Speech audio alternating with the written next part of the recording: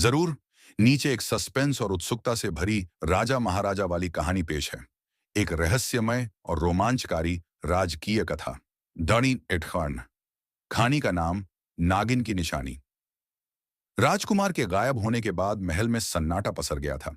राजा वीरसेन अपनी संतान की चिंता में नींद नहीं ले पा रहे थे। राजसभा अब प्रश्नों और आशंकाओं से भर गई थी। क्या युवराज का अपहरण हुआ है? क्या यह नागिन का श्राप है? या राजकुमार स्वयं ही भाग गया किसी मोह में? राजा वीरसेन को अब एक ही उपाय सूझा।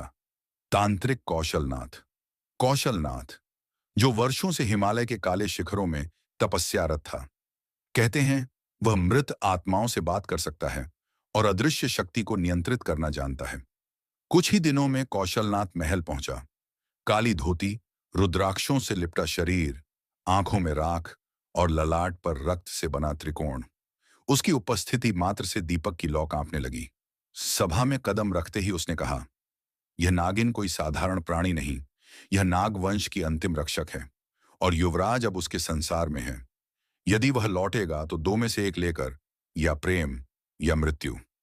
राजा ने आशंका से पूछा, क्या तुम उसे वापस ला सकते हो? कौशलनाथ मंद मुस्काया, मैं उसे बांध सकता हूं, उसकी चेतना को नागिन की जकड़न से आजाद कर सकता हूं, पर उसके लिए मुझे चाहिए नागिन की निशानी। राजा चौंके। चूड़ामणि? वह तो यज्ञ से पहले ही गायब हो गई।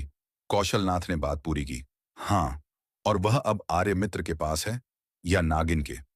मैं उसका संकेत पा सकता हूं, लेकिन एक यज्ञ करना होगा, प्रेत संसर्ग यज्ञ। उस यज्ञ में 3 प्राणियों की छाया चाहिए। एक जो मृत्यु के करीब है, एक जो मोह में बंधा है और एक जिसने झूठ बोला हो। राजा वीरसेन का चेहरा सख्त हो गया। करो जो करना है, उन्होंने कहा। मुझे मेरा पुत्र चाहिए, हर हाल में।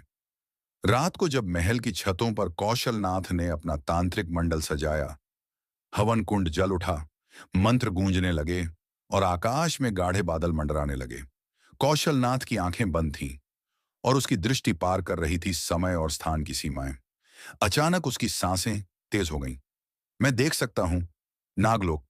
एक लड़का, वह लड़ रहा है अपने भीतर से, और एक स्त्री जो समय से भी पुरानी है, वह उसकी आत्मा से जुड़ गई है। नहीं, यह प्रेम नहीं, यह कुछ और है।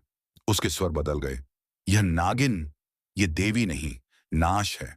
और अगर वह आर्य मित्र से पूरी तरह बंध गई तो वह कभी वापस नहीं आएगा। अंतिम वाक्य ने राजा के दिल में एक गहरी दरार डाल दी। अब आगे क्या कौशलनाथ की साधना आर्य मित्र और चंद्रप्रभा के रिश्ते को तोड़ेगी, या खुद कौशलनाथ की योजनाएं हैं कुछ और? क्या चंद्रप्रभा को इसका आभास होगा?